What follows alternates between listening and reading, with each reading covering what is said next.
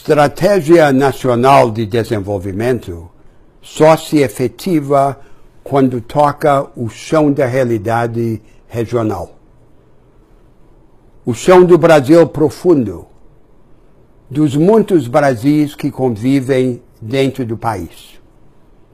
Para isto, precisamos reconstruir nosso modelo de política regional. Em primeiro lugar, política regional para todas as regiões do Brasil, não apenas para as áreas mais pobres. Em segundo lugar, política regional que tenha por vocação não prover compensações para o atraso relativo, mas assegurar instrumentos para as vantagens comparativas novas ou acessíveis e as vanguardas emergentes de cada região. Não é preciso inventar o agente econômico e social. Ele já está lá embaixo, no Brasil profundo, aguardando equipamento econômico, educacional e jurídico. Em terceiro lugar, esta política regional não deve ser imposta de cima para baixo pelo governo central. Deve ser construída pelas próprias regiões em parceria com o governo federal. O veículo privilegiado para esta construção é o federalismo cooperativo, vertical entre os 3 níveis da federação e horizontal entre os estados e entre os municípios. O melhor exemplo que temos hoje no Brasil de cooperação federativa horizontal é o Consórcio Brasil Central, que se organizou em 2016 entre os estados do Centro-Oeste. Juntaram-se a eles depois o Tocantins, Rondônia e o Maranhão. É um colosso agora, toda essa parte central do Brasil associada na construção de uma estratégia de desenvolvimento.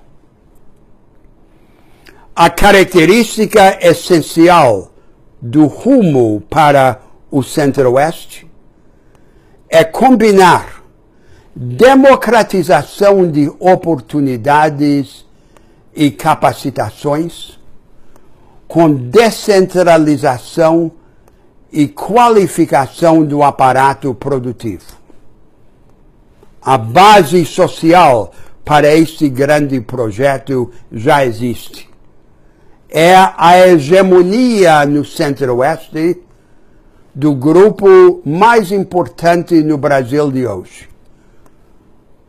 A nova classe média, a pequena burguesia empreendedora, mestiça e morena, de milhões de brasileiros que lutam para abrir ou manter pequenos negócios, que se filiam a novas igrejas e a novas associações e, sobretudo, que abraçam uma cultura de autoajuda e de iniciativa.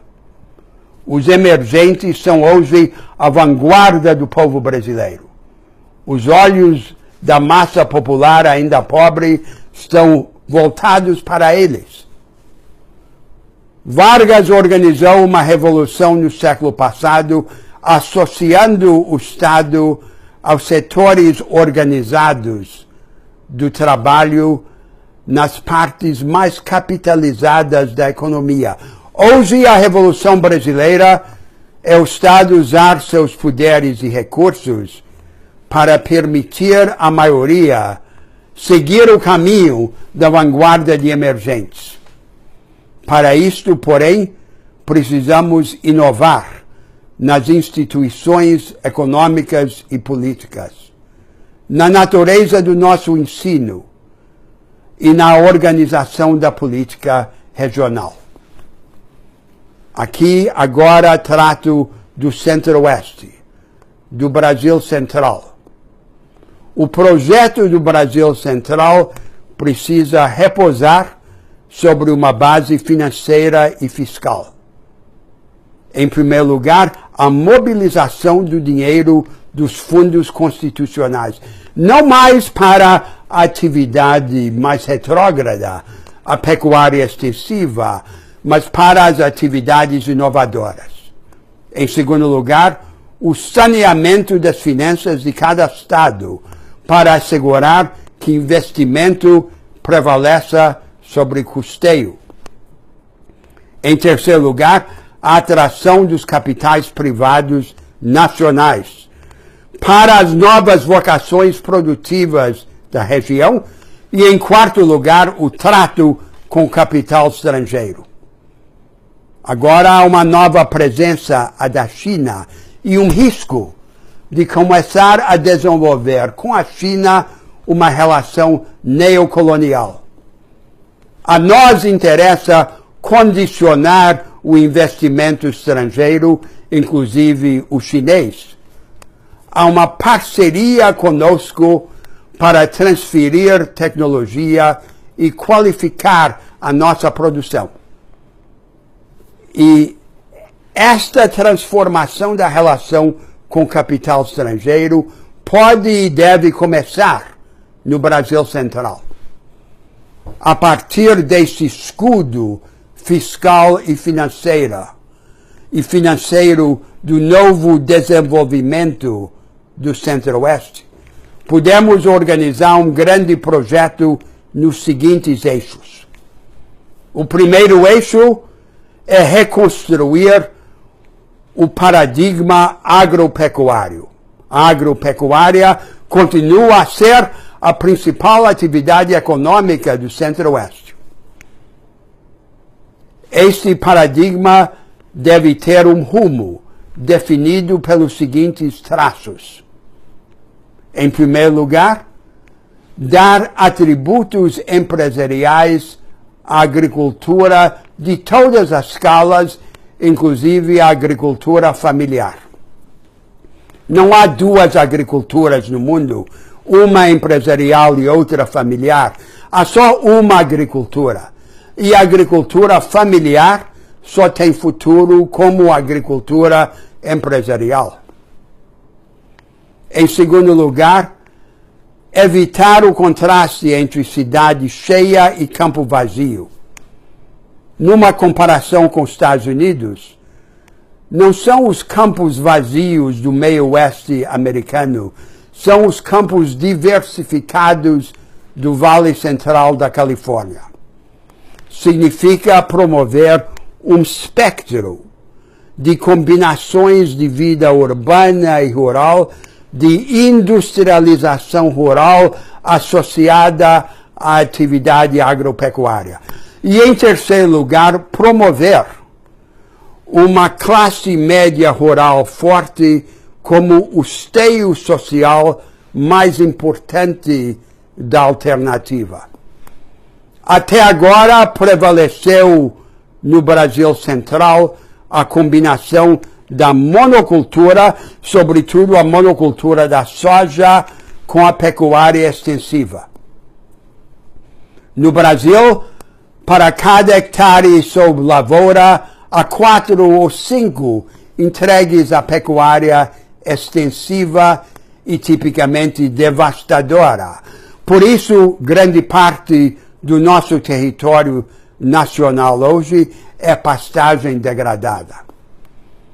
O que queremos como alternativa é a substituição da monocultura pela combinação e, eventualmente, pelo rodízio de lavouras perenes, combinadas com cultivo de peixes e com manejo florestal sustentável. E a contraparte a essa transformação e qualificação agrícolas é a gradativa substituição da pecuária extensiva por uma pecuária intensificada, mais boi por hectare, associada à industrialização dos produtos agropecuários.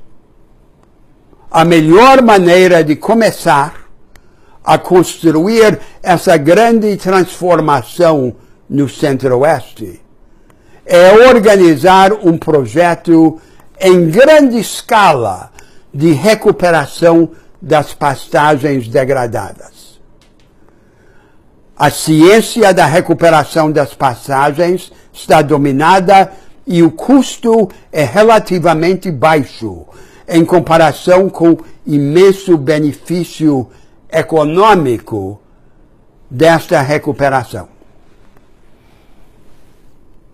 As pastagens recuperadas serão, então, o palco físico desta alternativa produtiva. O segundo grande eixo deste projeto para o Brasil Central é um novo padrão de industrialização no Centro-Oeste. Um padrão que não repita o modelo industrial de São Paulo de meados do século passado e que avance rumo à economia do conhecimento. Há 3 áreas que podem servir de foco para esse novo tipo de industrialização. A primeira área é a própria industrialização dos produtos agropecuários. A segunda é a organização do complexo industrial da saúde. Em Anápolis, ao lado de Goiânia, surgiu quase do nada uma indústria farmacêutica que hoje produz 40% dos medicamentos consumidos em todo o Brasil. Agora precisa avançar em direção à inovação radical e não apenas reproduzir medicamentos conhecidos. E o terceiro foco potencial é a indústria da defesa, como base para o vanguardismo tecnológico na construção de tecnologias de uso dual civil e militar. É no Centro-Oeste que estão localizadas muitas das nossas reservas estratégicas de defesa. E é natural que comecemos a desenvolver, na proximidade com essas reservas estratégicas, o nosso complexo industrial de defesa. O terceiro eixo deste projeto para o Centro-Oeste é a organização de uma rede de cidades médias e dos serviços públicos que essas cidades exigem e da base de transporte de que elas dependem. Descentralização produtiva combinada com democratização de oportunidades e capacitações é o mote. E para isso, as cidades médias são essenciais. Mas cidades médias dependem de serviços públicos. E nos serviços públicos, o Centro-Oeste pode inovar audaciosamente. O sistema seria que os governos assegurariam a todos os cidadãos o mínimo universal de serviços. É o chão.